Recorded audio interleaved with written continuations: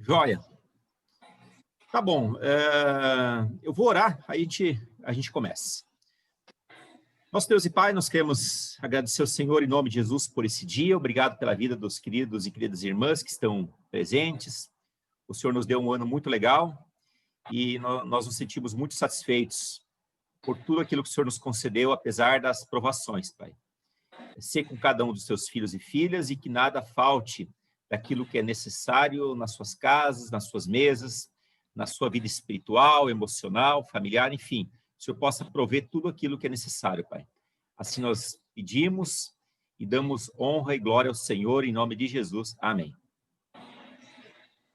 Muito bem. Semana passada nós começamos a estudar Judas, a carta de Judas. É uma carta, assim, pequena, apenas 25 versículos, mas uma carta bastante complexa, porque ela faz uso de alguns textos antigos, como o livro de Enoque, que são livros lá do período do Antigo Testamento, e também o livro de Assunção de Moisés, que são questões que eu comentei na semana passada.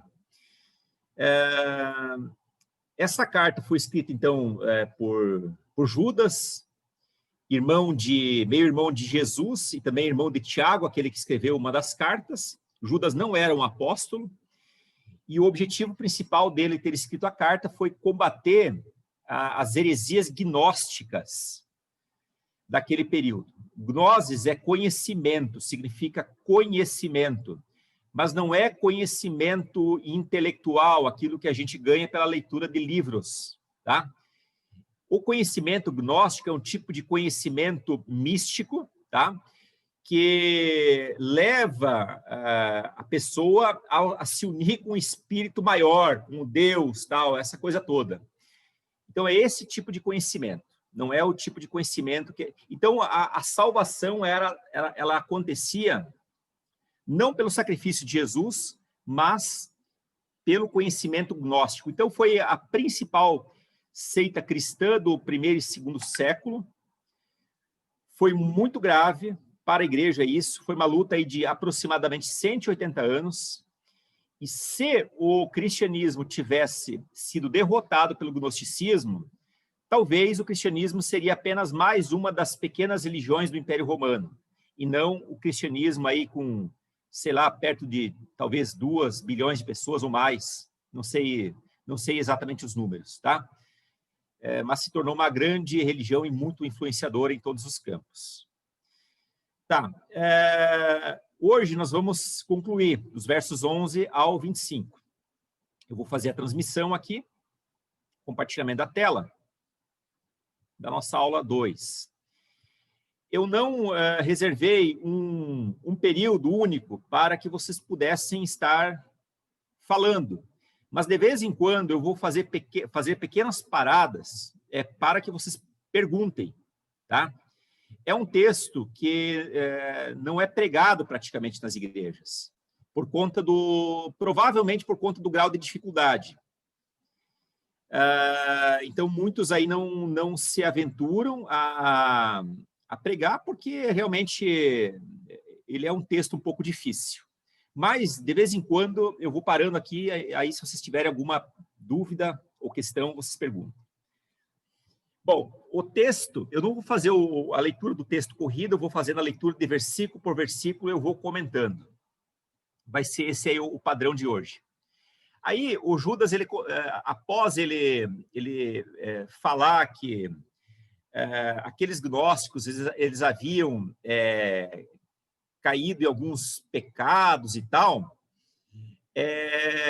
o verso 11, ele vai começar a dizer o seguinte: ai deles, pois seguiram o caminho de Caim, buscando lucro, caíram no erro de Balaão e foram destruídos na rebelião de Corá. Então, aqui o Judas, ele pega 3 exemplos muito importantes, muito fortes do Antigo Testamento, para dizer que, da mesma maneira que aqueles personagens foram condenados, assim, os que causavam conflitos heréticos na igreja também seriam condenados. Judas, então, ele se refere a essas pessoas como uma expressão de lamento, pela percepção de um castigo. Ai deles. A gente conhece muito essa expressão, né? Ai de você, né? Ai de você se o pai chegar, ai de você se a mãe chegar. Então, aqui é uma expressão, olha, vai vir alguma coisa muito dura para você. Então, esses enganadores, eles tomaram um caminho equivocado, seguindo o caminho, o exemplo de Caim, o erro de Balaão e a rebelião de Corá. Todos esses três personagens foram condenados. E o mesmo vai acontecer, de acordo com Judas, com os hereges, os enganadores gnósticos do seu tempo. Muito bem. Em se tratando de um texto atemporal. Por que atemporal? Porque ele não é um texto que não serve apenas para o tempo de Judas. Serve para o nosso tempo e serve até o momento em que Cristo voltar. Então, Judas é um texto atemporal, e esse juízo está reservado para quem engana também em nosso tempo.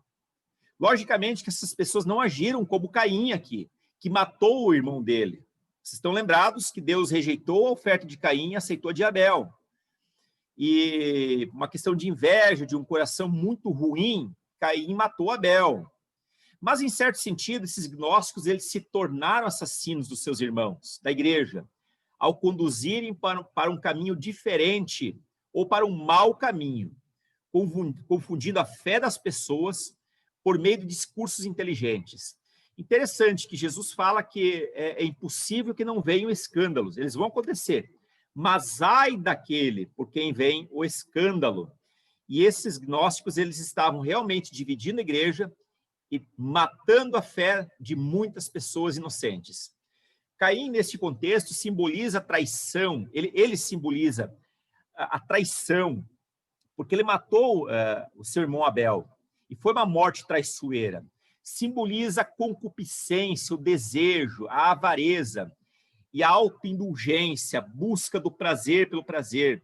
Judas, ele usa o exemplo de Caim e Corá, pois para um grupo gnóstico chamado Ofitas, esses dois personagens eram considerados os verdadeiros heróis espirituais do Antigo Testamento, a ponto de serem objetos de reverência.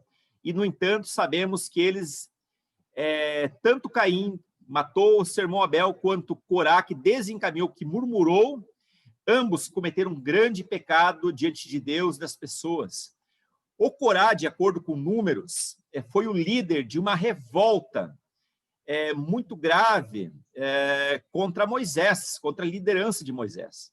Os amados estão lembrados de que Moisés ele foi o libertador, ele foi usado por Deus para libertar, juntamente com seu irmão Arão, o povo do Egito, um povo que estava ali vivendo cativo por 430 anos e nos últimos anos passando por verdadeira penúria.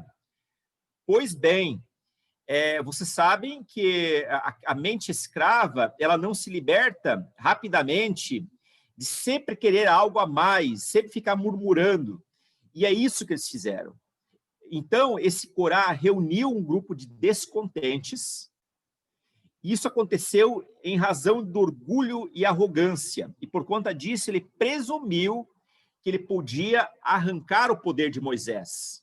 Interessante. Ele queria usurpar. Em outras palavras, uma palavra mais moderna para o nosso tempo, Corá queria puxar o tapete de Moisés.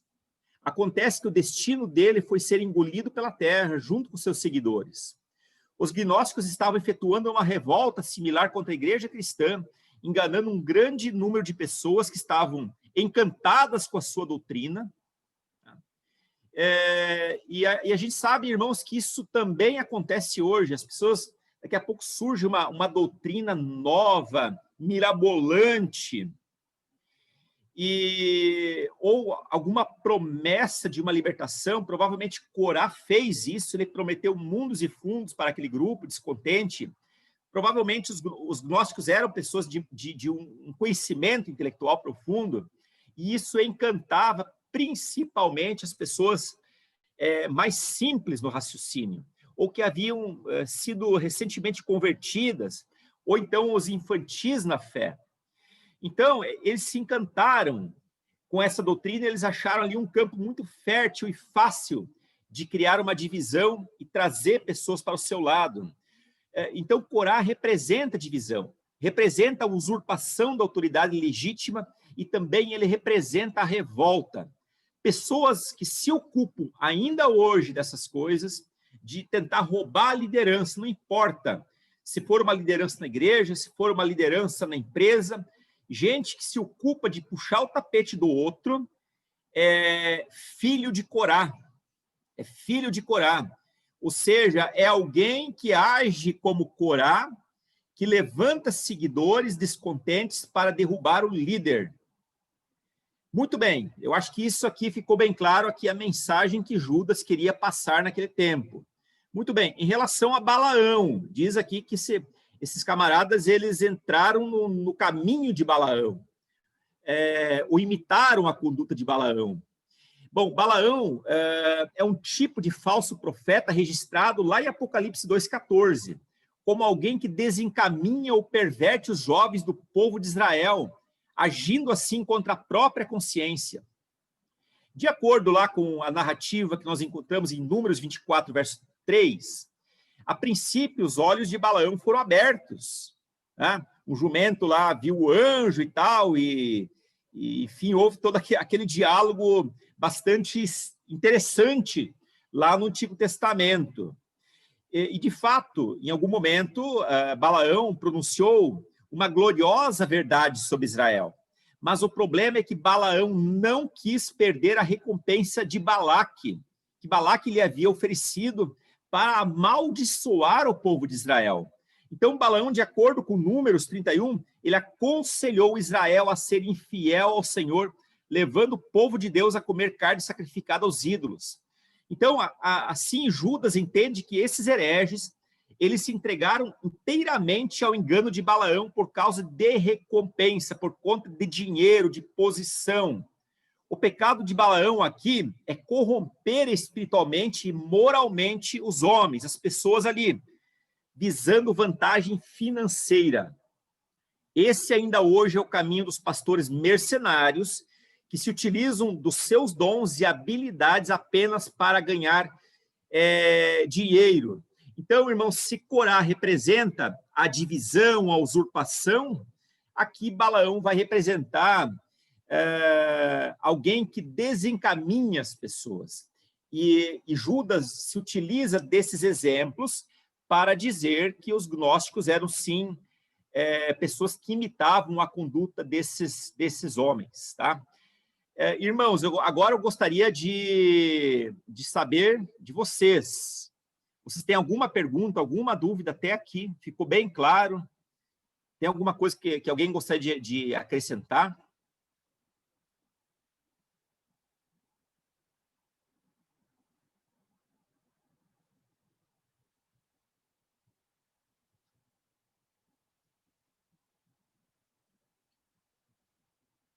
Tudo certo?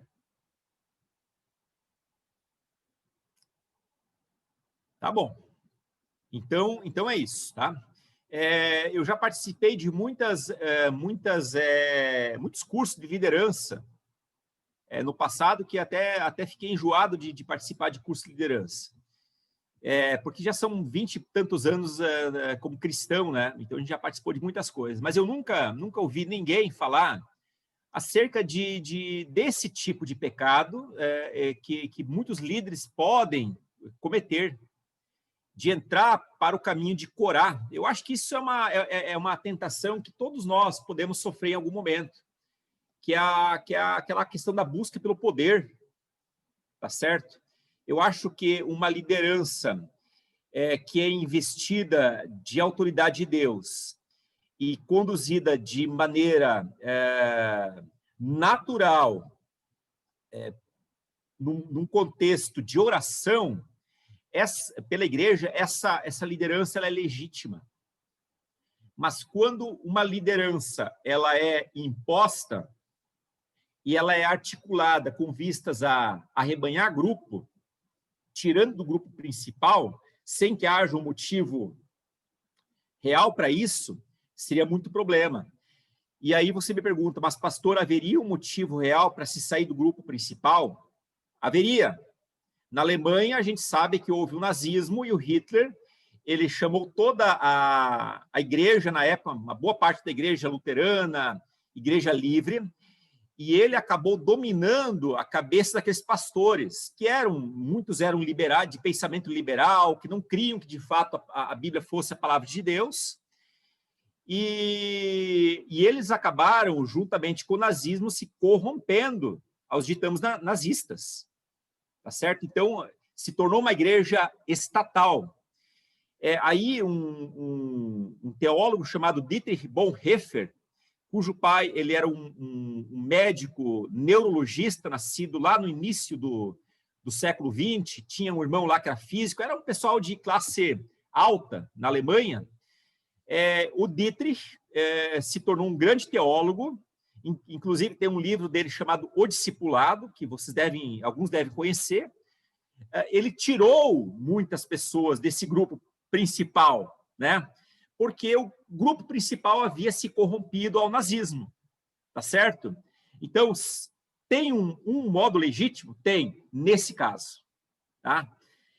Agora, quando se entra numa igreja com uma pretensão de uma visão do Espírito Santo, assim, que Deus mandou, olha, irmãos, pecado de Corá. Cuidado com isso, né? Corá tentou fazer isso com Moisés e se deu muito mal, tá? E não é uma questão de ameaça. Judas coloca isso. É uma questão espiritual. É uma questão espiritual. E nós temos que realmente prestar muito atenção nessa questão. Muita atenção mesmo. De ver muitas igrejas doentes, divididas por aí, por conta de líderes que sucumbiram a esse tipo de engano. A esse tipo de engano.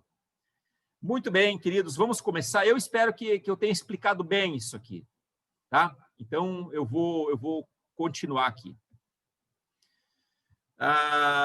Muito bem. Bom, o verso 12 diz, esses homens são rochas submersas nas festas de fraternidade que vocês fazem, comendo com vocês de maneira desonrosa.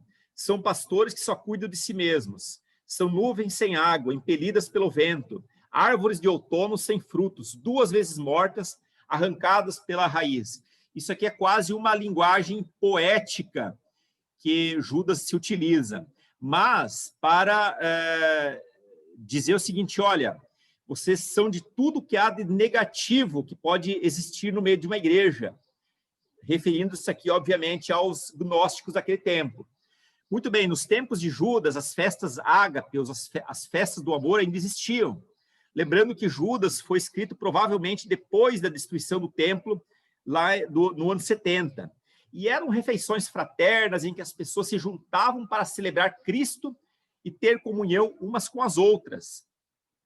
Então, as refeições no Oriente, de modo geral, tinham muito mais importância do que para nós hoje, pois não se tratava apenas de comer, mas era uma expressão de íntima comunhão.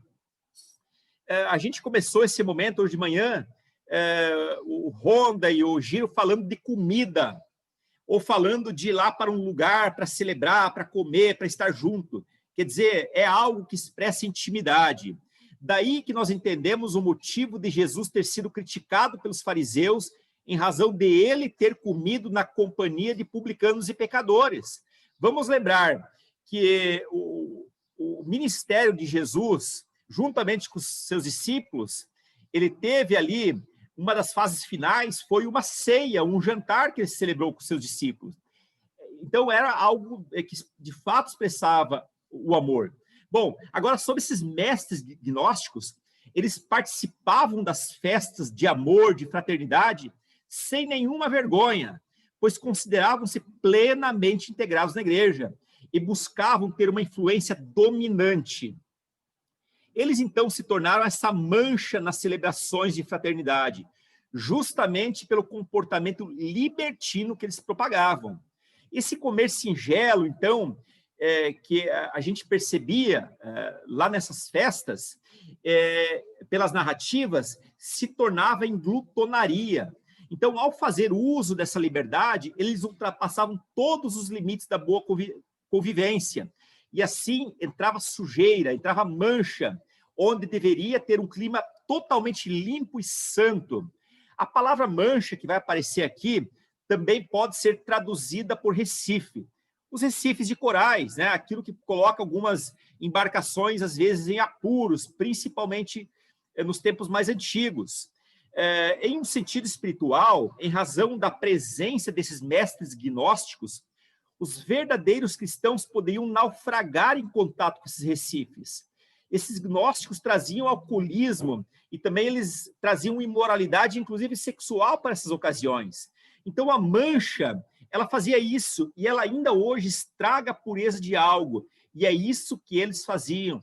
Eles estragavam a pureza da igreja a partir do seu comportamento libertino. Segundo Judas, eles pastoreavam a si mesmos, ao passo que permitiam que os mais pobres continuassem passando fome. Vamos lembrar lá em 1 Coríntios 11, que o apóstolo Paulo, ele exorta a igreja, no sentido de que enquanto que alguns comiam de se arrebentar, outros passavam fome, que eram os mais pobres. Hoje temos uma ceia simbólica, um pequeno pedaço de pão e um pequeno cálice de suco. Mas na época, a primeira fase era uma grande refeição. E essa grande refeição, essa ceia, muito provavelmente era aquilo que os mais pobres tinham de refeição, como a principal refeição. E quando esses glutões eles iam lá e comiam, isso acabava faltando lá para as pessoas mais pobres, que talvez não teriam uma oportunidade melhor para se alimentarem. Os pastores autênticos, eles cuidam primeiramente do interesse do rebanho. Agora, o pastor falso, ele cuida do próprio interesse, pois nada sabe do amor fraternal. Ele, de fato, ele não se preocupa com a ovelha, ou como diria o pastor Keiuasa, o mercenário, o falso pastor, ele pega tanto a pele da ovelha quanto a sua carne, ele devora a ovelha, ele não está preocupado com a outra coisa. Esses mestres gnósticos eram comparados também a nuvens sem água. Olha só, os orientais ansiavam por chuva, sobretudo lá em Israel, e quando surgia uma nuvem, talvez se perguntassem, será que essas nuvens trarão chuva? Lembro que ano passado teve uma seca um pouco maior aqui, esse ano nós estamos tendo bastante chuva. E às vezes armavam nuvens e não vinha chuva. Para nós a cidade é ruim, mas imagina para um agricultor que depende de chuva para que ali a sua soja, o seu milho, então, cresça, floresça e dê fruto. Agora, o seguinte, o problema é que às vezes não há chuva, e esses gnósticos eram assim, eles eram como nuvens vazias empurradas pelo vento, eles não hidratavam, eles não refrescavam os corações sedentos. As pessoas ali da igreja esperavam algo delas, homens que se colocavam como mestres, mas eles não podiam dar nada, eles não podiam oferecer nada, eles eram apenas nuvens que enfeitavam os céus e nada mais do que isso. Bom, como nuvens, eles apenas se projetavam nas alturas, mas nada tinham de bom a oferecer para a igreja. E esses gnósticos foram comparados como árvores de outono e que não davam frutos. Eles haviam sido resgatados da morte para a vida, mas agora morreram pela segunda vez, exatamente por estarem desenraizados de Jesus Cristo. Das nuvens, a gente sabe, irmãos, que vem um sustento para a vida vegetal e animal. Não há vida sem água. E as nuvens, ela de fato tem isso, ela nos supre com água potável. Mas os gnósticos, eles não podiam dar nada de puro, nada de potável, porque eles eram nuvens vazias. Provérbios 15, 14 diz o seguinte: como nuvens e ventos que não trazem chuva, assim é o homem que se gaba de dádivas que não fez. Então, eles eram, além de tudo, provavelmente eram pessoas que se gabavam de si próprios pelo conhecimento alto que eles tinham, mas nada eles podiam refrescar espiritualmente a ninguém ali. Eles eram mais. Esses gnósticos, eles eram ondas bravias do mar, espumando seus próprios atos vergonhosos. Eles eram estrelas errantes, para as quais estão reservadas para sempre as mais densas trevas.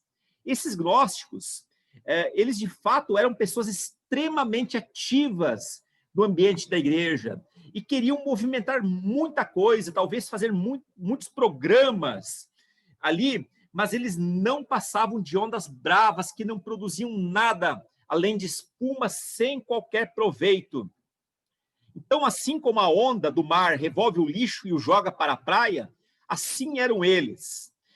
Provavelmente, todos, uma grande parte que já teve a chance de ir para a praia, conhecer o mar, e às vezes dá aquela chuva forte, e aquelas ondas, e o mar fica enegrecido, e no outro dia a praia, a areia está toda suja de cascas, hoje até é lixo, a gente vê muito na praia, né? Que o mar simplesmente traz de volta. São essas ondas que se formam e vai trazendo esse lixo.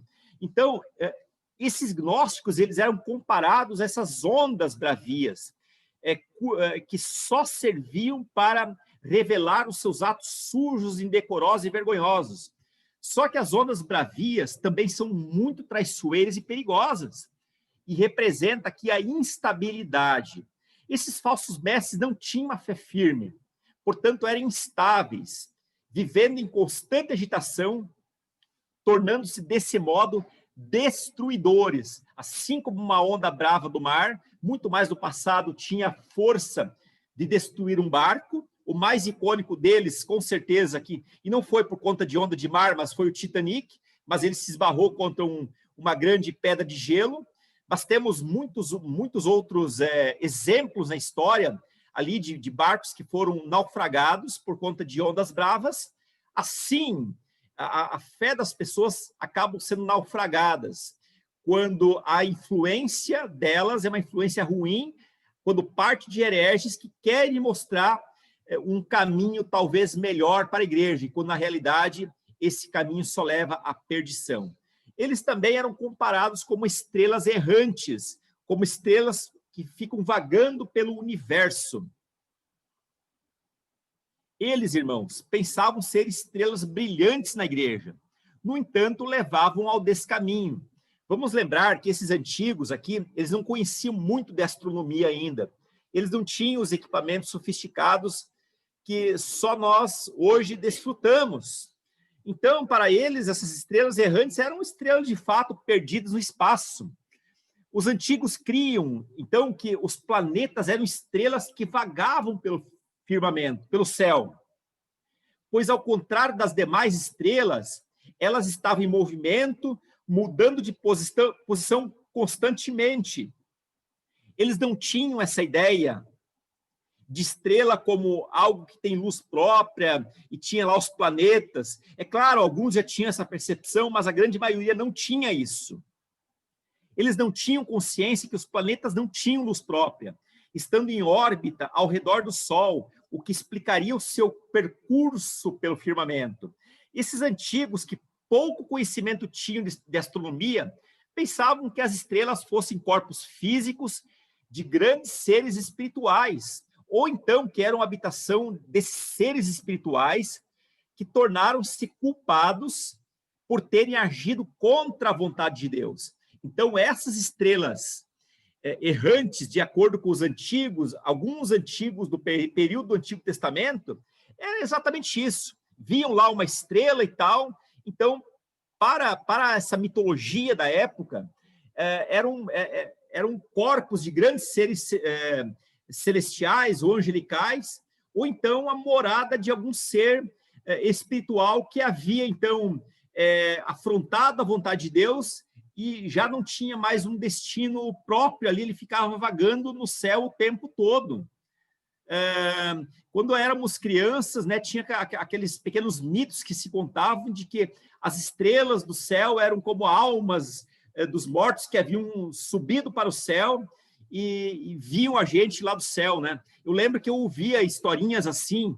Hoje a gente sabe que tudo isso é conto de fada, mas para muitos não era exatamente assim. Para muitos deles, isso representava a realidade. E isso aparece lá no livro de Enoque, no capítulo 18, que é um livro do Antigo Testamento que não faz parte do nosso cânon, nem do cânon judaico, que é a lista dos livros inspirados. É um livro assim com um valor histórico muito interessante, mas que não tem inspiração divina. E esse livro de Enoque diz o seguinte: e para além do abismo vi um lugar que não tinha firmamento nos céus acima e nem terra firmemente fixada abaixo. Era um lugar desértico horrível. Vi ali estrelas como grandes montanhas de fogo.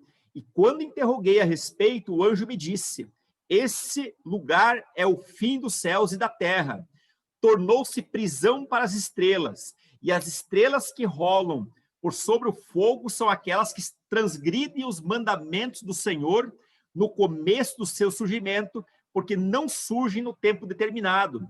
Então, Judas, ele se baseia, esse texto aqui, que é o verso 13, quando ele fala o seguinte em relação aos gnósticos: eles são estrelas errantes, para as quais sempre está reservadas mais densas trevas.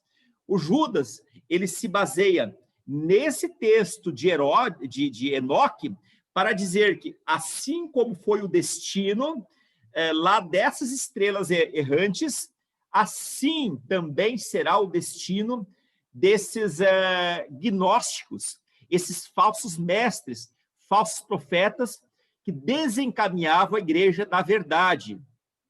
Só que Judas, ele faz uma pequena modificação sobre a forma de condenação dessas estrelas, ao falar sobre trevas inferiores, que é uma alusão ao Hades, a região dos mortos, e que serve de prisão para as almas perdidas, angelicais, tanto almas perdidas, seja angelical ou humana. Então, por que ele faz essa comparação aqui de estrela, dizendo que os gnósticos eles eram comparados com estrelas errantes? Por conta desse mito antigo, dizendo assim, olha, como essas estrelas, esses seres celestiais lá no passado, afrontaram a Deus, desobedeceram, e por isso eles vagam errantes pelo universo, assim os gnósticos, eles estarão presos em condenação eterna, reservado para sempre as mais densas trevas, quer dizer, um lugar frio e distante de Deus. Muito bem, falei bastante, tá?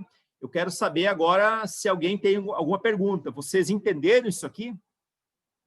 Tem uma dúvida, alguma questão que não ficou muito clara?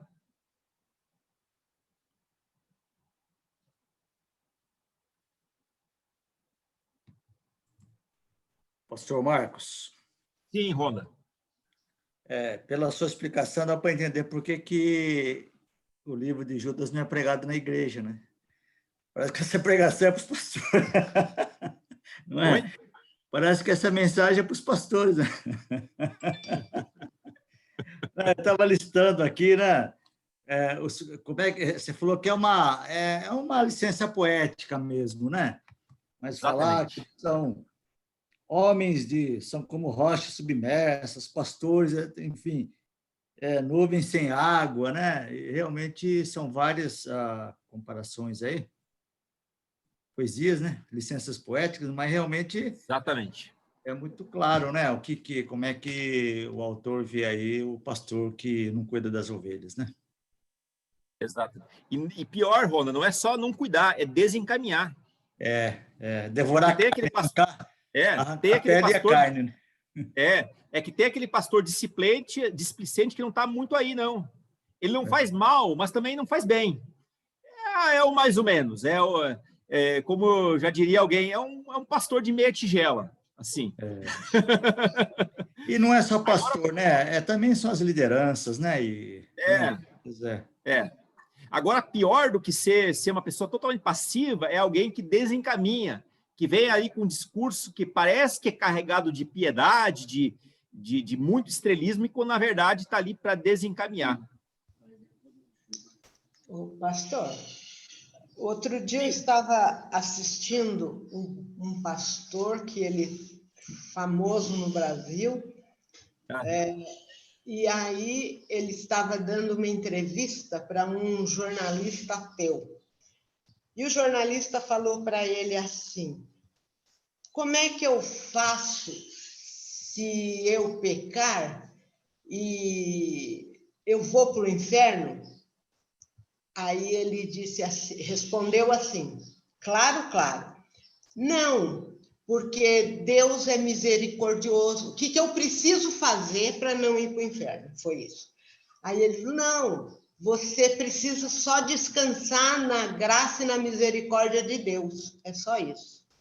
E aí eu fiquei pensando, meu Deus, se ele está falando isso numa televisão, dando uma entrevista e dizendo isso, e a Bíblia não diz isso, então na igreja dele ele está pregando coisas piores ainda.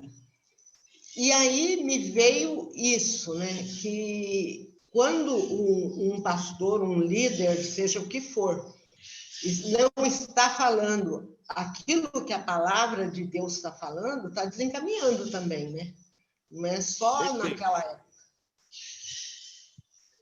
Irmã, Então, eu acho que é um baita exemplo, viu? Eu acho que quem já aceitou Jesus Cristo como seu único e suficiente Salvador, que vive uma vida de santificação, esse sim pode descansar na graça de Deus, tá? Que é o que a gente faz. Agora, o camarada, ele não, simplesmente não quer saber de Deus, nunca se converteu nem nada, bom, isso já não vale para essa pessoa. Perfeito, tá? Então, esse é um caso de alguém que está desencaminhando, que já está desencaminhado. Ele tá piorando a situação. Tá? Tá piorando a situação. Porque o dia que alguém for querer evangelizar de fato, talvez essa pessoa não vá dar crédito. Tá? Isso é muito complicado. Ó, muito obrigado, viu, irmã? Nós temos 2 comentários aqui, tá? Vamos lê-los. Um deles é do Gilson. Para os cristãos de hoje, como é a leitura do livro apócrifo de Enoque? Proibido? Irmão Gilson, o livro de Enoque não é um livro proibido. Assim como nós temos os nossos livros de devoções, livros de ficção e tal, e a gente cita, não são proibidos. Só que é um livro que tem que ter um mínimo de maturidade para poder entender o contexto, tá certo? Mas não é proibido. É um livro facilmente encontrado na internet, tá certo? Tá lá em PDF, provavelmente ninguém vai cobrar direito autoral nenhum, tá? Então, mas não é um livro que dá para também ficar se indicando para qualquer pessoa aí, porque aí a gente vai, né, ter muitos problemas. Aliás, tem alguns livros apócrifos do Novo Testamento, alguns evangelhos, né, que coloca Jesus como tendo tido um relacionamento com Maria Madalena e tal. Isso vem desses livros apócrifos do Novo Testamento, tá? Então tem que tomar um certo cuidado. Podemos ler a título de história, de informação? Sim, mas só isso, tá certo? E quando for citar, com muito cuidado, tá? E é o cuidado que Judas teve aqui ao citar esse livro. Ele sempre cita a título aqui de comparação, pelo menos nessa parte aqui, tá? O Márcio Machado escreveu algo aqui. O Gilson, eu respondi a sua questão? Tá. O Márcio Machado diz o seguinte: entendi que essas igrejas tinham diferenças instituídas. Então, a capacidade de persuasão e influência deles era tão impressionante que até os mais preparados caíram na armadilha. Não tenho dúvida nenhuma, né? Nós vemos hoje ainda pessoas muito preparadas, né? Teologicamente, a gente se pergunta como é que esse camarada pôde entrar num barco furado desse, né? Nós temos várias teologias aí, né? E daqui a pouco, né? Que pregam algum tipo de coisa. Olha, tem que ser um tipo de ministério, tem que ser um formato exclusivo de célula, tem que ser isso, tem que ter aquilo. E você se pergunta como esse camarada foi cair nesse engano, né? Então, verdade. Se hoje é assim, naquele tempo também era assim, ok? Joia, eu vou dar continuidade aqui. Ok. Aí, o verso 14 diz o seguinte: Enoque, o 7º a partir de Adão, profetizou acerca deles. Vejam, o Senhor vem com milhares de milhares dos seus santos, para julgar a todos e convencer todos os ímpios a respeito de todos os atos de impiedade que eles cometeram impiamente, e acerca de todas as palavras insolentes que os pecadores ímpios falaram contra ele. Bom, Judas cita novamente o livro de Enoque. Sem dúvida, essa obra aqui deve ter impressionado muito Judas, a ponto de se tornar um livro de referência. E nós temos muitos livros que para nós são livros de referência. O que se lia aqui sobre o futuro, em relação a Enoque, estava se cumprindo agora no tempo de Judas. Enoque, o 7º após Adão, havia prenunciado um juízo, sendo que sua concretização era infalível. Deus aqui, que é visto como juiz universal, não viria sozinho, mas com um exército de anjos para julgar. E este julgamento seria e será público. O julgamento decorre não por conta dos equívocos teológicos e intelectual que eles poderiam ter, ou talvez nós possamos ter, mas por conta de atos ímpios e de palavras ímpias faladas contra Deus. O Senhor Jesus havia dito que daríamos conta de cada palavra frívola que havia sido pronunciada. Agora, sobre os gnósticos em si, eles é provável que os gnósticos haviam considerado algumas palavras apostólicas ditas sobre Cristo como ridículas, e sobre isso haveria um peso de julgamento.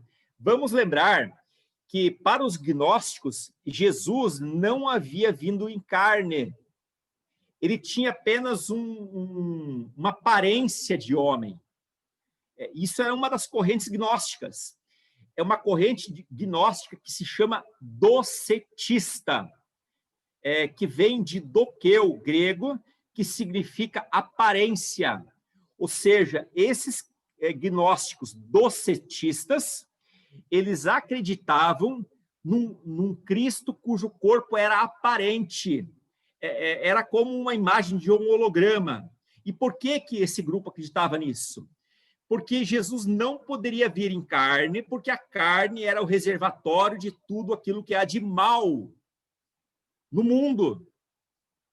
Tá? Era essa a razão. Havia um outro grupo de gnósticos que entendia que o Messias, o Cristo, havia se apossado do corpo de Jesus no dia do batismo e abandonado o corpo de Jesus na crucificação. Então, eram essas as palavras frívolas que esses gnósticos apregoavam na igreja. E ao fazerem isso, eles quebravam a principal base do cristianismo. Jesus é 100% homem, 100% Deus, enquanto 100% homem, ele viveu nesse mundo, em tudo foi tentado sem pecar jamais, mas ele foi morto, ele veio de fato em corpo, e ele foi morto na cruz, de onde ele ressuscitou depois lá na tumba no 3º dia. Isso eles negavam plenamente. Então, é desse julgamento aqui que Judas está falando, cuja profecia seria de Enoque, esse 7º após Adão. É claro que vocês não vão ver isso no Gênesis, vocês vão ver isso num livro apócrifo chamado Enoque. Já o verso 16 diz o seguinte: essas pessoas vivem se queixando, descontentes com a sua sorte, e seguem os seus próprios desejos impuros. São cheias de si e adulam os outros por interesse. Agora, eu queria só fazer uma pequena... Não é exatamente uma correção, mas um parênteses acerca do comentário que o irmão Rona fez. Eu não sei se para os pastores que essa palavra estava sendo dirigida. As igrejas, elas tinham lá os seus pastores. Agora, o que você tinha ali era uma infiltração de mestres que estavam arrebanhando um grupo e queriam, então, ser pastores desse grupo. Eram usurpadores. É possível, sim, que havia entre esse grupo, de fato, pastores menos preparados ou preparados que acabaram por se deixar levar por um discurso bonito e acabaram entrando nessa também. Mas esse texto é justamente para confrontar mestres.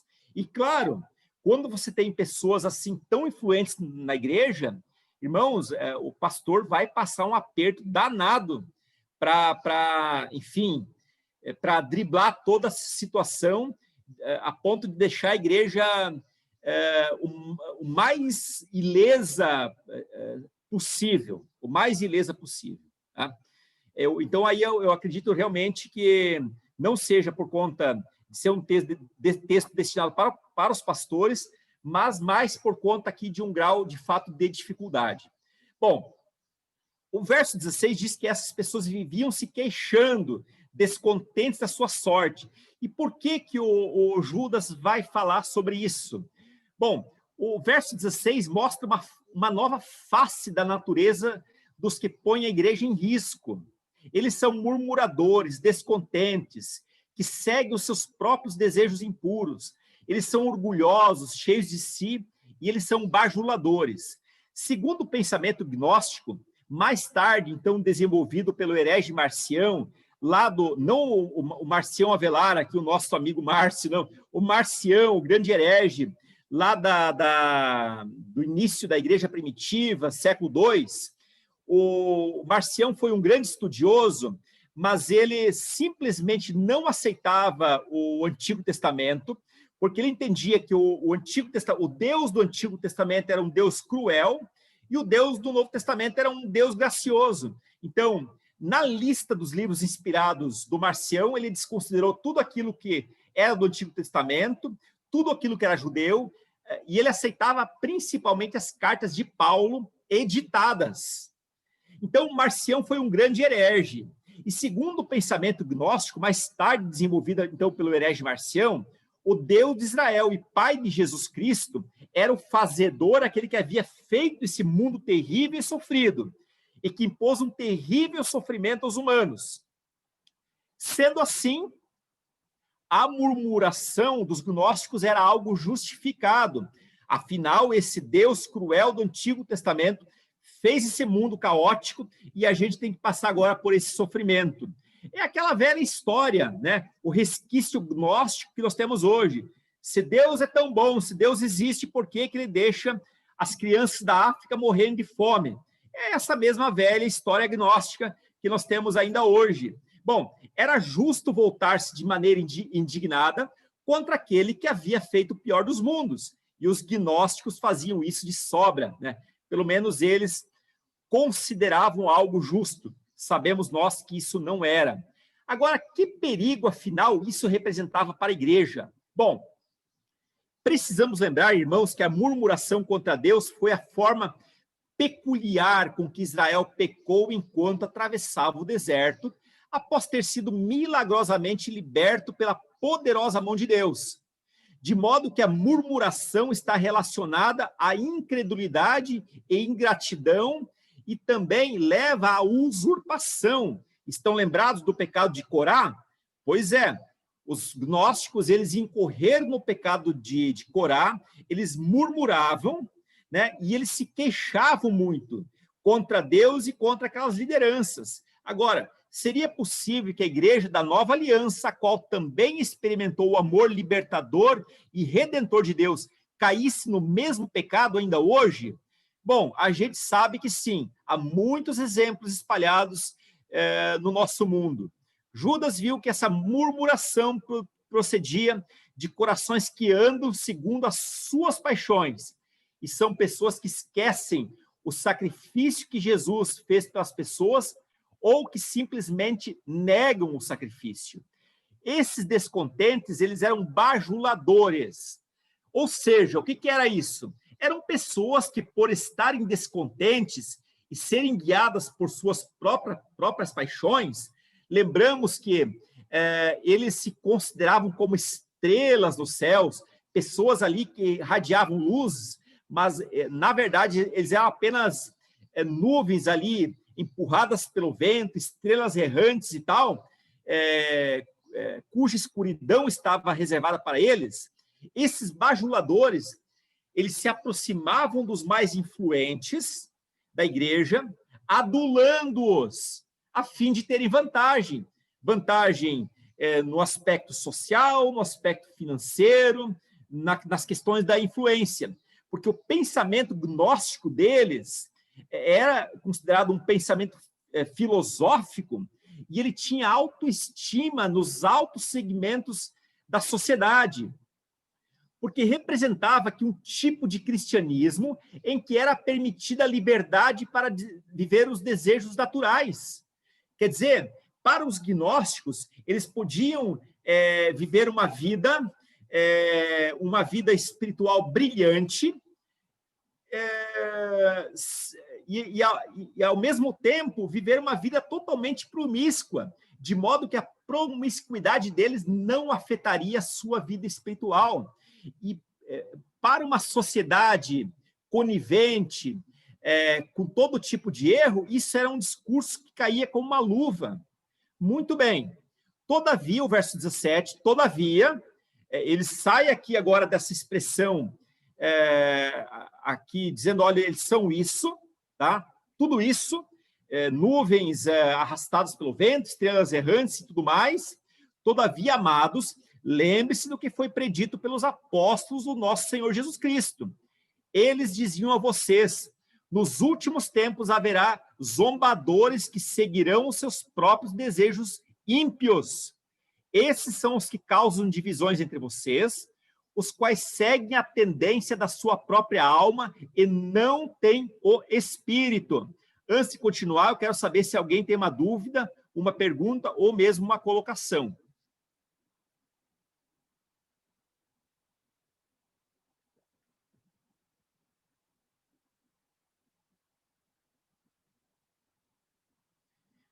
Eu sei, irmãos, que isso aqui é diferente de tudo que nós estamos acostumados a ouvir, não é mesmo? Então, realmente, a EBD acaba sendo um local privilegiado que nós podemos discutir com maturidade essas questões, não é mesmo?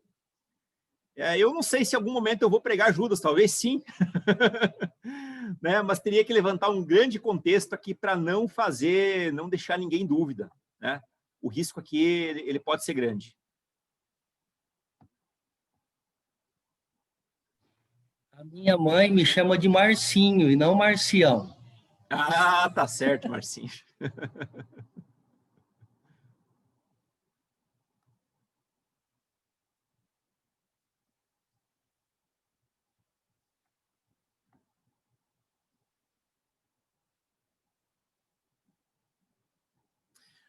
O Gilson pergunta qual a influência dos gnósticos nos dias de hoje.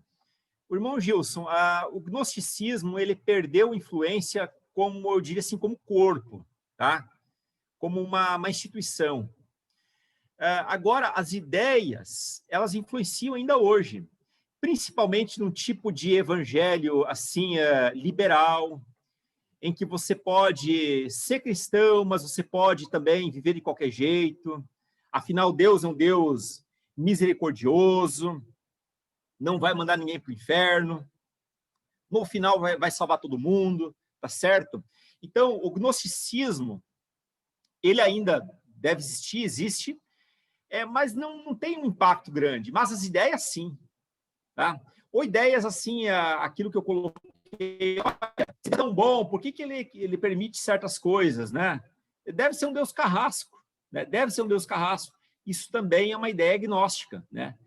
Então, esses gnósticos, eles achavam que era legítimo murmurar contra Deus.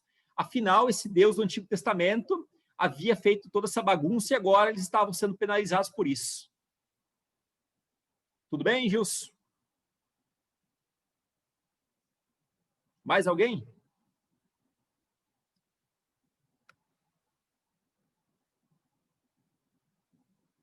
Olha, o Márcio Machado está me desafiando a pregar Judas, viu? Ele está dizendo o seguinte, mas se não pregar, não haverá o ensino. E as pessoas leem e podem ler o livro de Judas, na leitura bíblica atualmente, em um curso por aplicativo. Logo, seria muito bom sermos ensinados, é verdade. Eu vou pensar com carinho, viu, Márcio?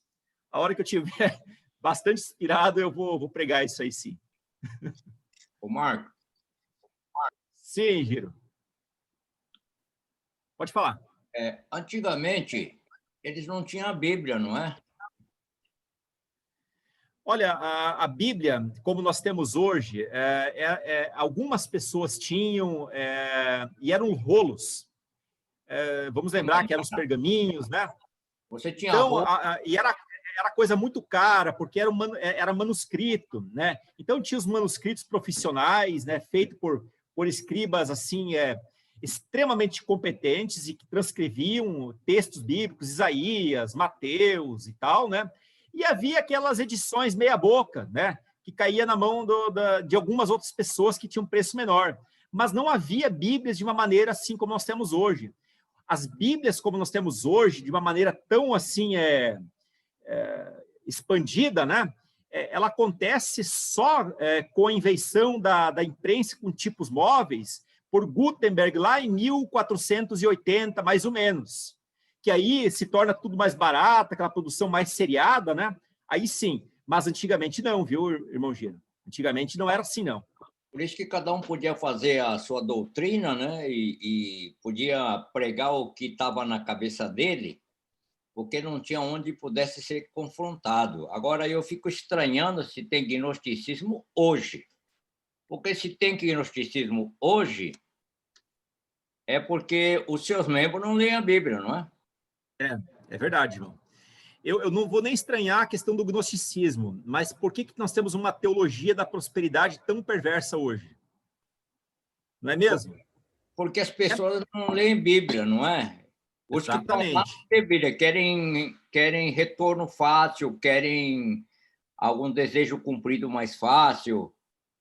Bom, era só isso. Eu achei que quem lê a Bíblia, conhece a Bíblia, quando o cara fala alguma coisa errada, fala, opa, de onde ele tirou isso? E a gente fica muito mais protegido hoje do que antigamente. Eu não tenho dúvida nenhuma, viu, irmão? Não tenho dúvida nenhuma disso. Tá? E daí que, às vezes, só a leitura sozinha também, às vezes, vai ser um pouquinho difícil. Mas aí nós temos pregações bastante que ensinam de fato. Tá? A gente não fica pregando triunfalismo, o evangelho fácil. Temos a EBD, tá certo? E alguns cursos sérios aí. Eu acho que isso dá uma boa ajuda para as pessoas não entrarem para esse tipo de engano. Tá certo? É isso aí mesmo. Legal. O Márcio coloca aqui o evangelho triunfalismo. Mais alguém?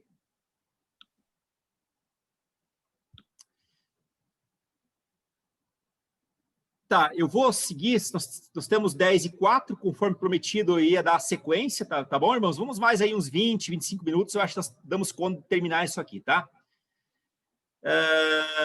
Se alguém realmente precisar sair, tudo bem, tá? Mas nós vamos continuar. Bom, eu já li o texto, todavia, amados, lembram-se do que foi predito pelos apóstolos de nosso Senhor Jesus Cristo. Eles diziam a vocês, nos últimos tempos haverá zombadores que seguirão os seus próprios desejos ímpios. Esses são os que causam divisões entre vocês, os quais seguem a tendência da sua própria alma e não têm o Espírito. Depois de todas as coisas ditas sobre os perturbadores da igreja, o Judas diz como a igreja deve se comportar diante de tais questões. Ela tem que lançar mão de algumas armas, e a primeira arma que a igreja deve utilizar é a lembrança do que já havia sido prenunciado pelos apóstolos. E o que os apóstolos haviam prenunciado, profetizado? De que nos últimos tempos haverá zombadores que seguirão os seus próprios desejos ímpios, fora os outros ensinos. Então, sim, o evangelho ele precisa ser ensinado, a Bíblia tem que ser ensinada, ou de acordo até mesmo com o que o Márcio Machado colocou. É verdade, o ensino ele tem que ser feito, do contrário, as pessoas poderão ler, algumas não vão entender e poderão acabar caindo em heresia. Tá? Isso é verdade. Muito bem. A primeira arma, então, que deveriam se utilizar é a lembrança do que havia sido predito. Quando novas tendências tentam entrar na igreja, propagando um novo cristianismo, a igreja precisa de ajuda. Não de coisas novas, mas da lembrança do que havia sido ensinado, a fim de renovar o posicionamento firme contra as novas formas de heresia. Os apóstolos haviam profetizado que nos últimos tempos surgiriam zombadores, os quais seguiriam seus próprios desejos ímpios e causariam, sim, divisões na igreja. O tempo do fim começou com a primeira vinda de Jesus. É possível, irmãos, que vivamos a reta final para o fim. E se vivemos em sofrimento e perseguições hoje, é porque vivemos o período do anticristo. Estamos, acredito eu, nos tempos finais do fim. Haverá o tempo em que a igreja triunfará. E isso ocorrerá quando Jesus vier pela segunda vez. Enquanto isso, vamos passar por aflições. Infelizmente, teremos que ouvir que ainda há influência gnóstica e ainda há um tipo de evangelho triunfalista que nada tem a ver com a salvação. Muito bem, sobre os gnósticos, eu preciso entrar nessa parte para entendermos principalmente o versículo 19. O versículo 19 diz o seguinte: estes são os que causam divisões entre vocês, os quais seguem a tendência da sua própria alma e não têm o espírito. Por que que o Judas vai falar isso aqui? Bom, os gnósticos dividiam as pessoas em 3 grupos. Os gnósticos faziam essa divisão em relação à humanidade. Havia os ílicos, da palavra hyle, que significa matéria, do grego. Quem que são os ílicos? Aqueles que se dissolvem totalmente com a matéria, são pecadores por excelência, totalmente corrompidos e serão tomados da perdição. E os ílicos representariam a maioria das pessoas. Em seguida, aos psíquicos. Vamos lembrar, irmãos, que o Judas, ele falou lá, no verso 17, não, peraí, só um momento aqui, deixa eu ver qual versículo estou. O 19 diz o seguinte: estes são os que causam divisões entre vocês, os quais seguem a tendência da sua própria alma. A palavra grega para alma é psique. E a palavra grega para espírito é pneuma. Então, os psíquicos seriam pessoas intermediárias, elas estariam numa posição superior aos ilíacos, mas numa posição intermediária. Eles não se deixam determinar pela matéria, mas pela alma. Acontece que essas pessoas, na visão dos gnósticos, apresentam certa forma de um cristianismo, mas alcançam apenas os estágios mais inferiores das bem-aventuranças. Então, faziam parte dessa categoria todos os tipos de cristãos. E, por fim, os pneumáticos, aqueles que eram, de fato, os detentores do Espírito do Cristo. Seriam pessoas repletas do pneuma, do Espírito. Os novos mestres gnósticos, eles sentiam-se orgulhosos por supostamente viverem sob o verdadeiro Cristo a partir do Espírito. Eles se consideravam cheios do Espírito de Deus. E assim podiam se sentir livres de toda a moral estreita e livres da lei de Deus dos judeus. Eles podiam, inclusive, ceder às paixões da vida transitória, sem que isso atingisse nas alturas da sua vida espiritual. Agora vem o pulo do gato aqui de Judas. Quando Judas diz que os gnósticos são pessoas que não têm o espírito, mas seguem a tendência da própria alma e dos seus prazeres, ele faz uma inversão dos papéis, colocando os gnósticos numa posição inferior. Os gnósticos, eles entraram na igreja para resgatar aqueles cristãos de uma vida meramente psíquica, inferior, e levar eles para uma vida verdadeiramente cristã e espiritual, porque eles se achavam que estavam cheios de espírito. E, na verdade, eles estavam, de fato, esvaziados de si mesmos e cheios de sensualidade. E aqui, o Judas diz o seguinte: olha, na verdade, vocês não têm espírito coisa nenhuma, vocês são levados pelos desejos do seu próprio coração e da sua própria alma. É isso que ele quis, de fato, dizer. E aí o verso 20 diz o seguinte: irmãos, aqui é uma questão importante, sabe? Aquelas pessoas que ficam afrontando as outras, que dizem, olha, eu sou cheio de Espírito Santo. É aquela velha linguagem dos fariseus, né? Obrigado, Senhor, porque eu não sou como esse daí, afinal eu faço isso, eu jejuo, eu dou dízimo do cominho, disso, daquilo, eu não sou como esse publicano pecador, né? Olha, isso é um discurso muito, muito complicado, né? Vimos esse tipo de discurso lá do tempo dos fariseus e vimos agora o discurso esse dos gnósticos. Então, quem de fato está cheio do Espírito Santo vai viver uma vida de humildade, uma vida de piedade, não vai ficar ali, ela vai sim corrigir as pessoas, mas não vai se gabar do quanto que ela ora, do quanto que ela jejua, do quanto que ela faz ou deixa de fazer. Ela vai levar, de fato, uma vida equilibrada. E, claro, quando ela tiver que demonstrar, ela vai fazer isso, porque isso também faz parte do Evangelho, mas ela não vai se gabar como esses camaradas faziam, no sentido até de inferiorizar os outros. Muito bem. A igreja deveria lutar contra essas heresias. A primeira arma que nós já vimos que a igreja deveria lançar mão nessa luta era a lembrança dos fundamentos apostólicos. Agora, irmãos, como nós vamos lembrar hoje se nós não lermos a palavra e nós não estudarmos? Nós só podemos lembrar aquilo que nós estudamos. Tem uma passagem lá que Jesus fala, olha, quando vocês forem colocados diante dos tribunais, não pensem no que vocês vão falar, mas o Espírito Santo vai lembrar vocês sobre aquilo que vocês devem dizer. Ora, lembrar de algo que não está na cabeça é muito complicado, né? As coisas não surgem do nada, elas precisam de uma fonte. O pastor precisa de conhecer a palavra, a pessoa que canta, que dirige a música, precisa conhecer a palavra. Olha só aquela linda música que nós cantamos ontem na igreja, cuja autoria do nosso amigo e irmão Daniel. Que música inspirada, mas foi uma música baseada na palavra de Deus. Tá?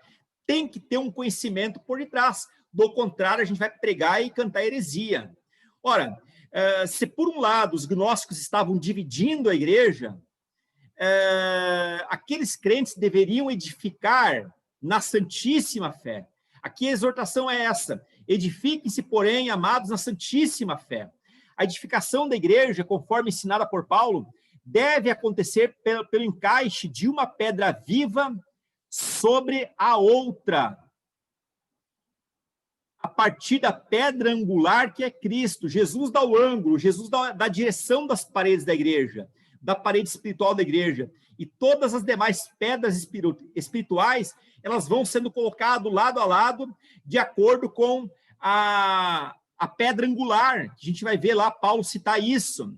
Só que ele fala sobre edificar, quer dizer, ser igreja não é uma atividade passiva, ou atitude ou atividade de uma pessoa só, do pastor da liderança, mas somos pedras vivas. Todos nós precisamos estar trabalhando no sentido de edificar uma igreja cuja base é o Senhor Jesus. Bom, enquanto os gnósticos consideravam essa fé como estágio inferior, para Judas, essa fé era o verdadeiro fundamento, uma dádiva de Deus, uma verdadeira dádiva de Deus. Para aqueles novos mestres, a fé representava pura estagnação, porque eles eram apenas psíquicos, eles não tinham alcançado a plenitude do Espírito Santo através de um conhecimento gnóstico. Acontece que, à luz da palavra de Deus, de acordo com a palavra de Deus, a fé aponta para o constante progresso do trabalho, e isso que dá, de fato, uma boa graça para que a igreja possa continuar se desenvolvendo. Essa fé edificada deveria acontecer aqui, orando no Espírito Santo. O que significa oração no Espírito Santo? Quer dizer aqui, essa edificação ela não vai acontecer através de um conhecimento gnóstico, mas numa fé viva, orando no Espírito Santo.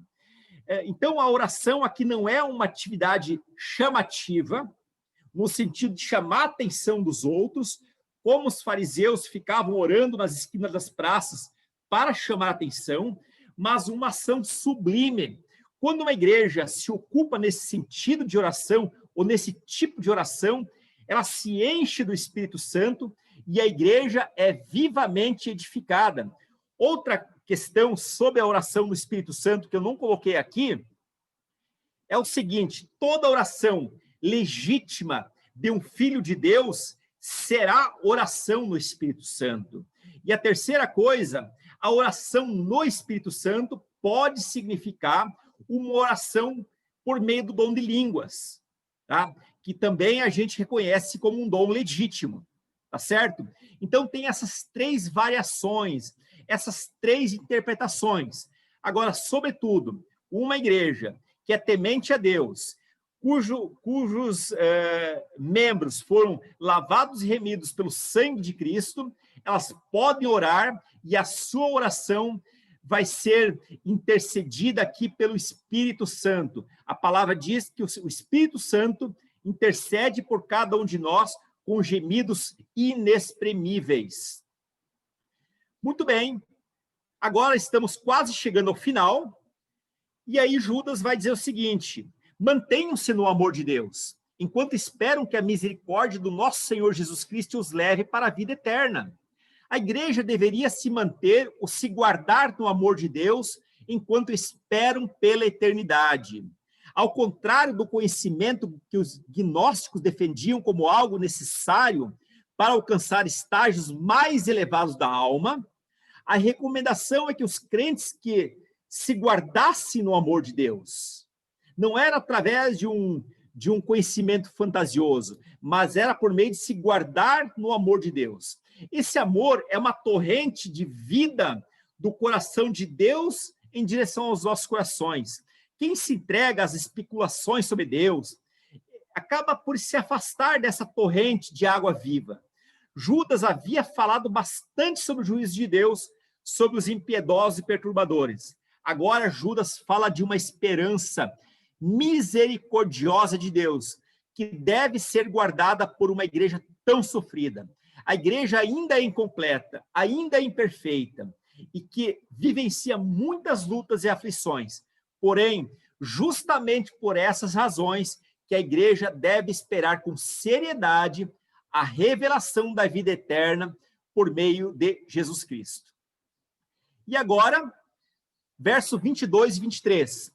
Tenham compaixão daqueles que duvidam. A outros, salvem, arrebatando-os do fogo.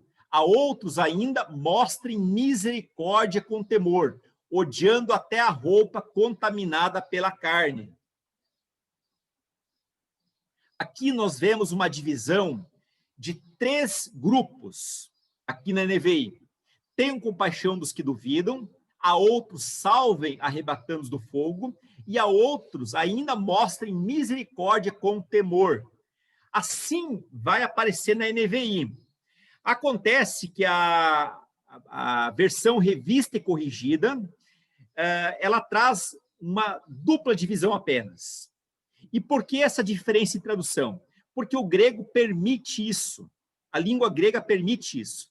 Então, vai um pouco mais da maneira como os estilistas, linguistas, desejaram, então, fazer a divisão aqui desse texto. Tá? Eu vou aqui adotar a versão que, para mim, me parece mais coerente, que é a versão revista e corrigida, que é uma divisão apenas de 2 grupos. Notamos que Judas parece dividir os perturbadores em 2 grupos. Pessoas a quem se deveria demonstrar compaixão. É possível que essas pessoas aqui estivessem indecisas a respeito de quem deveria seguir. Irmãos, lá na igreja do tempo de Judas, no tempo primitivo, havia ali muitas pessoas que tinham se convertido há pouco tempo, estavam ainda instáveis, estavam flertando com esse novo tipo de evangelho gnóstico.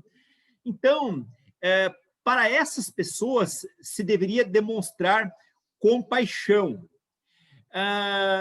Essa compaixão não retira a seriedade de tudo que já havia sido dito. se essas pessoas não mudassem e voltassem para os fundamentos da fé, elas seriam penalizadas. Essas pessoas deveriam ser arrebatadas do fogo. Elas estavam como que já num juízo, porque elas estavam ali flertando com um tipo de evangelho, eu diria assim, um evangelho deturpado. Então, precisava ter uma atitude enérgica. Tenham compaixão daqueles que duvidam, salvando-os, arrebatando-os do fogo, tirando apressadamente eles, de modo que eles não se queimem totalmente, de maneira que eles não sejam condenados. Nesse caso aqui, ainda havia esperança para eles. Já o segundo grupo, o Judas vai dizer o seguinte: ainda a outros mostrem misericórdia com temor, odiando até a roupa contaminada pela carne. Nós não vamos saber exatamente qual que é o temor da misericórdia, mas nós devemos ter, sim, misericórdia até daquela pessoa que se perde, que sabemos que está indo para o abismo. É possível que se trata apenas de uma dor íntima de alguém que se desencaminhou por completo, por conta de uma escolha que eles haviam tomado, mas que deveria ser totalmente rejeitada pela igreja, pois se tratava de contaminação no meio delas. Então, eles deveriam, ser avisados, e se eles, de fato, não mudassem, eles deveriam ser afastados. E a gente viu isso já na carta de Pedro. Eles não deveriam mais ter influência. Pedro, também Tito, talvez vai falar alguma coisa assim, não lembro aqui exatamente a ordem. E aí nós terminamos o livro de Judas, com os versos 24 e 25. Aquele que é poderoso para impedi-los de cair e para apresentá-los diante da sua glória sem mácula e com grande alegria, ao único Deus, nosso Salvador, sejam glória, majestade, poder e autoridade mediante Jesus Cristo, nosso Senhor, antes de todos os tempos, agora e para todo sempre. Bom, Judas conclui com uma nota de glorificação a Deus, afirmando que Deus é poderoso para impedir que a igreja caia. Significa que Deus preserva a sua igreja contra o mal das velhas e das novas heresias. Muitos irmãos certamente sucumbiram à tentação de um outro evangelho, mas isso não precisava continuar ocorrendo, pois Deus era e continua sendo poderoso, o único Deus. Por outro lado, há algo que a igreja precisava fazer e ainda precisa. Lembrar dos fundamentos apostólicos, é por essa razão que estudamos a Bíblia, edificar-se na santíssima fé, com oração no Espírito Santo e manter-se no amor de Deus. Fazendo essas três coisas, temos uma grande chance da igreja ser guardada até a vinda de Cristo. Agora, quando nós começamos a abrir mão dos fundamentos apostólicos, quando passamos a edificar a nossa fé ou esperança em outras coisas, e quando saímos do amor de Deus, e por consequência, do amor das pessoas, a igreja perde e nós perdemos individualmente. Amém, irmãos? Amém. Concluímos aqui o nosso amigo Judas. Ufa! Compreenderam? Saíram mais descompreendidos o quê? Pastor Marcos. Sim. O Judas era irmão de Jesus e ele ele só creu em Jesus depois que Jesus morreu. Exatamente, irmã. Então, ele era um estudioso, eu acho que desses livros apócrifos, será que não? Para ele escrever tanta coisa em relação a Enoque e outros livros. Ele era conhecedor e não abria mão de várias coisas. Não, até Jesus morrer. Será que ele se converteu naquela hora em que tinha os fariseus, os sacerdotes que olharam, e quando Jesus morreu mesmo, ele falou assim, verdadeiramente ele era o Cristo. Será que Judas foi influenciado nessa hora também? Ele pode ter sido influenciado até a Assunção de Cristo, naqueles momentos iniciais ali, eu acho que sim, viu, irmã? Nós não sabemos precisar o momento disso, tá? A Mas história foi ali. sobre a Sim. vida dele não tem mais coisas assim, minúcias. Muito pouco. Tá? Porque... Talvez algum historiador como Joséfo, que é um historiador lá do primeiro século, pode ser que tenha, tá certo? Eu não li ainda, tá certo? Mas é alguém muito interessante, viu? Agora, o comentário seu é importante, irmã Esther. Talvez poderíamos nos perguntar o seguinte: por que, se a Bíblia ela é inspirada, por que Judas, então, ele lançou mão desse tipo de coisa? É porque a inspiração não anula o conhecimento que a gente tem das coisas. Não anula. Veja que o Davi, ele usava do conhecimento das ovelhas, não é mesmo? O próprio Jesus, ele usava do conhecimento ali dos animais, das plantas, até da arquitetura de algumas coisas, para dar algumas lições, conhecimento acerca do oleiro, tá certo? Então, a inspiração, ela não anula. Nós temos que lembrar que, quando nós falamos que a Bíblia é inspirada, não significa que Deus ditou palavra por palavra. Há irmãos que creem, sim, que a Bíblia foi ditada palavra por palavra, tá certo? Eu acho que palavra por palavra foi os 10 mandamentos, tá? As tábuas dos 10 mandamentos. O resto, nós temos aqui que a teologia chama de um conceito inspirado. Deus inspirou essas pessoas a escreverem, mas cada pessoa, ela teve ali um tipo de cultura. Nós temos um pesquisador, por exemplo, Lucas, um médico, pesquisador, um homem extremamente capacitado, né? Temos outros menos, assim, não tão cientistas como Lucas foi, mas escreveram também muito bem. Temos Judas, que conhecia esses escritos, né? Se fôssemos apontar um homem que, dentro da nossa denominação, que escreve com conhecimento absurdo de bom, é o pastor Keio Assa. Infelizmente, não tem muita publicação assim disponível, né? Alguns artigos, mas é alguém que domina o conhecimento, né? E nós não podemos dizer que a mensagem dele é menos inspirada, né? Pelo contrário, né? Respeitamos ele como um dos grandes homens de Deus do nosso tempo, tá? Reconhecido, inclusive no exterior, tá certo? Então, não tem problema nenhum quanto a isso, viu, irmã? Mas agora, que nem o Paulo, ele perseguia os cristãos, ele conhecia a palavra, mas ele teve que ter um encontro pessoal para mudar de rumo, né? E o Judas não aconteceu nada disso. Olha, pode ser que Judas foi aquela pessoa que estava entre os 12, quando Jesus entrou lá naquele cenáculo depois da ressurreição. Pode ser que sim. Mas vamos supor que não. Eu acho que ele teve ali sim, junto com o Tiago, o seu outro irmão. Eu acho que sim. Tá? Aqui, volto a dizer, é achismo. Suspeito que sim. Tá? Mas vamos supor que não. Isso não desmerece em nada, porque ele se converteu de fato.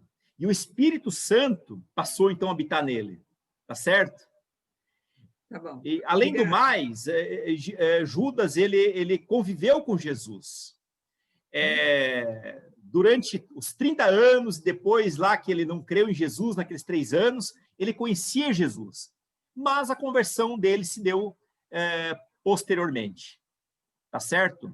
Judas, Paulo talvez aqui tivesse uma desvantagem, porque Paulo, ele teve aquele encontro lá na estrada de Damasco. Tá?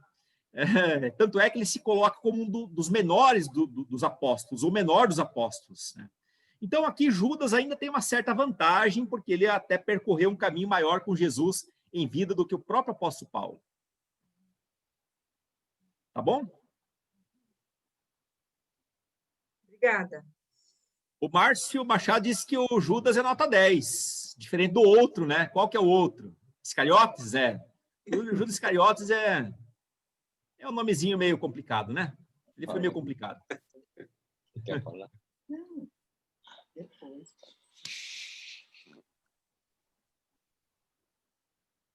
Sim, pode falar, irmão. Giro, quer falar? Eu, Oi, irmã Hiromi. é a Hiromi que está mandando eu falar. Pronto. Aí. Então, eu- você sabe que... o Giro, a Margarete faz comigo isso também às vezes, viu? Então tá certo. Ela manda eu falar. Nós participamos integralmente do culto de ontem. Nós ficamos muito felizes o culto ao nosso Deus, da forma com que foi feito, com muito capricho, com muito gosto. Então, nós queríamos só expressar para os pastores e toda a liderança que se envolveu para poder fazer o último culto de Natal, mas foi feito muito bem. Nós queremos agradecer por ter a oportunidade de participar junto no culto ao Senhor. Foi muito legal. Joia, nós que agradecemos e sabemos que aquela arte lá na frente foi sua, irmã Hiromi. A arte é sempre dela. Foi impressionante. A Nami estava comentando comigo, vamos fazer algum enfeite, etc. Tal. Aquelas folhas grandes de 2,5 metros, 2 metros, caíram da árvore do coqueiro imperial de casa. Naquela semana, nós estávamos conversando na terça, quarta-feira caiu 3 folhas enormes, cascas, né? Falei, pronto, já estamos aí com o enfeite da igreja. Foi assim, sabe? É Deus, né? Mas a irmã é muito talentosa, viu? Parabéns, viu? Muito talentosa mesmo. Deus aí abençoe. junta o trabalho do Bezerra, que faz a paz, aquela... Ele é bem artista, então escreveu paz no fundo do palco de uma forma bem harmônica. Podia fazer pequenininho, podia fazer grande demais, mas estava muito bom. E a Valéria, né, que tem, nossa, ela é muito, muito talentosa. Mas eu queria agradecer você também, Marcos, porque é difícil continuar um estudo com muitas pessoas. Geralmente, né, a Esther sabe muito bem disso, termina assim com 5, 6 pessoas. E esse grupo foi muito fiel, né? E eu creio que foi de Deus também, esse aprendizado todo que nós tivemos. Eu quero agradecer de coração o seu trabalho, o seu empenho em poder nos ensinar. Queremos continuar no ano que vem. Obrigado. Deus abençoe. Se Deus quiser, continuaremos, viu? Eu também agradeço vocês, viu? A todos vocês que realmente participaram com afinco, não esmoreceram, não cansaram, e chegamos com uma média de 30 pessoas aí por aula, tá? O que é muito bom. Fora as pessoas que assistem durante a semana, as visualizações durante a semana, tá? Muito bom. Ô, pastor Marcos. Sim.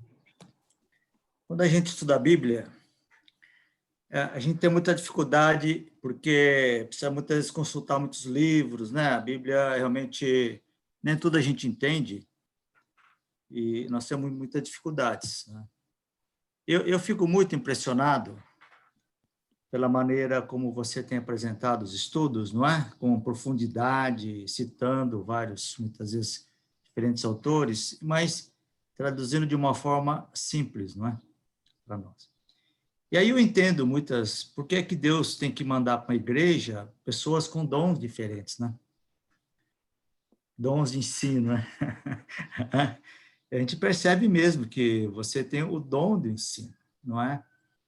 Um dom concedido por Deus, né? Isso é uma unção mesmo. E aí eu também entendo aquilo que a Hiromi estava falando, que quando algo vem de Deus, ela multiplica, ela tem poder, não é? Ela traz graça, não é? E eu consigo perceber nisso nesse final desse estudo, né? Um livro difícil, não é? Mas que a gente entendeu muito bem. Entendeu muito bem. Então, eu queria agradecer mesmo, né? E a gente tem a percepção realmente de que Deus, há muito tempo, Deus tem a percepção que você tem o dom do ensino, mas quando a gente acompanha, né, um curso, como foi, com tanta intensidade, isso se torna muito claro para mim. Então, muito obrigado, viu? Que Deus continue a derramar, né, frutificar esse dom do ensino e que você possa fazer isso sempre com muita alegria no coração, porque para o nosso coração você tem trazido alegria, né, e conhecimento, né? Mas que traga também para você muita alegria ao preparar esses estudos, que eu acho que é feito com muito esforço, dedicação, que isso realmente seja transborde a alegria de Deus ao você preparar e ministrar esses estudos todos. Obrigado, viu? Muito obrigado mesmo, de coração. Obrigado, Ronda. Para mim, são palavras de encorajamento, tá? E que me coloca apenas numa responsabilidade maior ainda, viu? Não vou desanimar, não, viu, irmãos? Eu vou pegar firme. Romanos está chegando aí, uma carta dificílima, tá certo? E 2 anos aí, 1 ano e meio a 2 anos de estudo em Romanos. Vamos ver se a gente consegue destrinchar essa carta aí, que é um verdadeiro obstáculo de dificuldade, né? Vamos tentar. Obrigado, viu, pelas palavras carinhosas aí, irmão. Eu gostaria de também aqui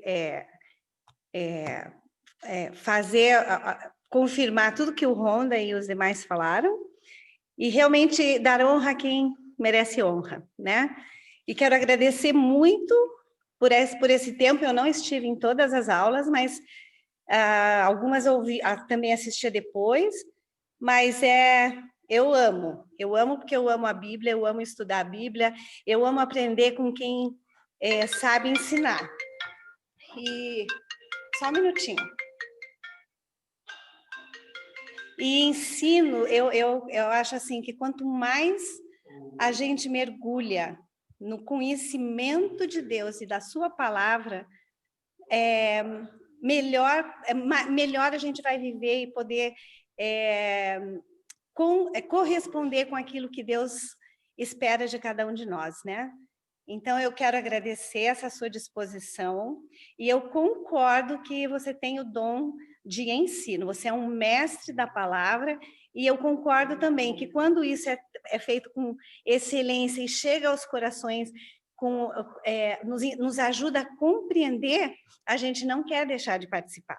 Então, por isso que não foi diminuindo e que bênção que pessoas estejam interessadas em aprender e a conhecer mais a Deus. Então, eu quero abençoar a sua vida, da sua família, da Margarete, que Deus continue derramando sobre a sua vida essa capacitação, né? Porque é o Senhor que capacita para que isso seja multiplicado, para que possa alcançar vidas. Então, que o Senhor Deus, na sua bondade, na sua misericórdia, possa preencher a vida de vocês e trazer os desejos dos corações de vocês dois, possa cumprir na vida de vocês o propósito para o qual Ele criou vocês dois, você e a Margarete.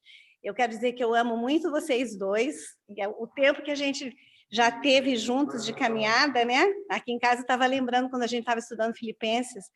Falei, que coisa boa que é isso, né? Então, que o Senhor abençoe muito a sua vida, e eu estou, assim, na expectativa do estudo de Romanos, porque é um livro complexo, né? Mas eu quero aprender. Então, se Deus quiser, estaremos juntos, né? O ano que vem, né, Pastor Marcos? Amém. Glória a Deus. Obrigado por essas palavras tão assim, não sei nem o que dizer, viu? Eu não sei mesmo, eu fico até constrangido com tanta palavra bonita aí que vocês estão dizendo, viu? Tanta palavra de bênção. Obrigado, viu, irmã? Eu também quero agradecer, pastor, porque eu e o Mané estávamos comentando agora há pouco, né? O senhor usa palavras tão simples, não complica, não põe em termos que é difícil a gente alcançar, e fica prazeroso aprender, fica prazeroso ouvir, e também muita coisa, muita dúvida que a gente tem, o senhor tira, muita coisa é confirmada, muita coisa é plantada no coração da gente. Eu agradeço pela sua vida, agradeço também pela vida do pastor Guto, que também tem nos ensinado nos cultos e tudo, e eu sou grata por essa igreja ter uma seriedade e uma santidade tão boa e tão grande que nos edifica. Eu agradeço a vida de toda a liderança da igreja. Obrigada. Amém. Legal, obrigado, Riba. A Cláudia aqui, ela diz que agradece a oportunidade de ter participado desse grupo de estudo, de conhecer um pouco mais desse novo grupo, que acolheu o casal de amigos Marcos e Margarete. Pois é, a Cláudia é a nossa ovelha lá lá em Mondaí. Eu fiquei realmente muito feliz por ela estar participando aqui. A gente consegue matar um pouquinho a saudade dela também lá, né? É uma grande amiga nossa. Deus abençoe você e a sua família, viu, Cláudia? Ela fica... Acho que ela está descansando.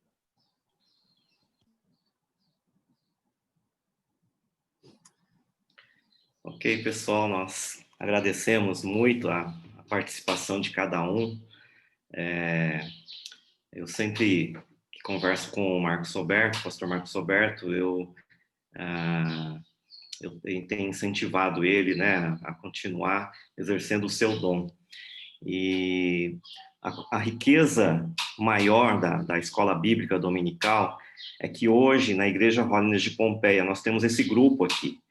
E esse grupo aqui, eu sempre chamo de os guardiões da palavra na nossa igreja, né? Como o Giro estava comentando, né? Quando a gente conhece a palavra, a gente consegue combater a heresia, aquilo que não é da palavra, né? Somente conhecendo a palavra que a gente vai identificar aquilo que não pertence à palavra. Então, esse grupo é extremamente importante e a gente agradece muito a participação de cada um, né? Cada domingo a gente vê 30 e poucas pessoas, né? Geralmente umas 20 e poucas telas, mas aí são os casais, né? Então, a gente vê, assim, uma participação e a frequência não caiu. Então, desde o começo até agora, e isso é inédito, viu? É inédito aqui na nossa igreja, né? Começa com 40, com 50, no final tem um professor, mais alguns que estão com misericórdia do professor, né? Mas, assim, dessa vez não. Parabéns, Marcos, você realmente está no lugar certo, né? Eu tenho plena convicção disso. Há alguns anos atrás, a gente estava, assim, procurando qual que é a vocação do Marcos, onde é que ele se encaixa, e eu tenho plena convicção de que você está perfeitamente encaixado no contexto da nossa igreja, na área de ensino. Nós agradecemos mesmo, viu? Deus abençoe. Eu também quero agradecer, eu já fiz isso, mas eu quero também, mais uma vez, agradecer a você, Guto, né? Você, para mim, você é o pastor sênior da igreja, mas para mim tem sido um amigo, tá? Eu vejo você como um amigo. Estamos lá todos os dias à tarde, de manhã na igreja, e a gente tem aqueles momentos de conversa, de alegria. Assim, eu realmente me sinto privilegiado em ter você como, em ser seu co-pastor, tá? Eu sinto um privilégio muito grande de estar nessa posição hoje, tá bom? E realmente conte comigo, né? Aqui na igreja. Nunca um pedido seu será um incômodo, viu? Já falei isso ontem e repito aqui, tá? É realmente um prazer poder servir junto, tá bom?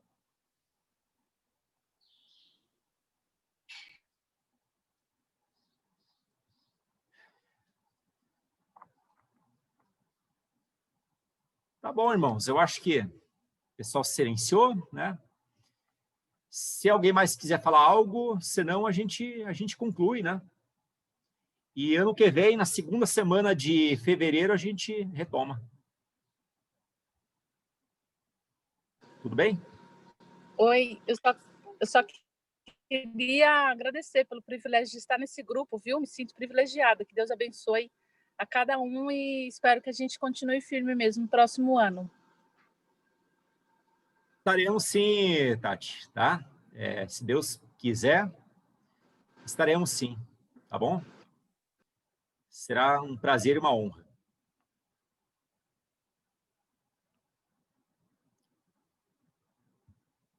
Tá bom, irmãos. Então, finalizamos a nosso encontro de EBD desse ano, com 3 cartas estudadas. Continue as leituras da Bíblia, tá bom? E ano que vem, se Deus quiser, temos mais. Então, Feliz Natal para todos. Feliz Natal para todos. Feliz Natal, Deus abençoe, gente. Saudade de Natal. todo mundo. Natal. Deus abençoe. Feliz Natal. Boa semana a todos. Deus Feliz abençoe. Natal, tudo de bom. Vou te falar,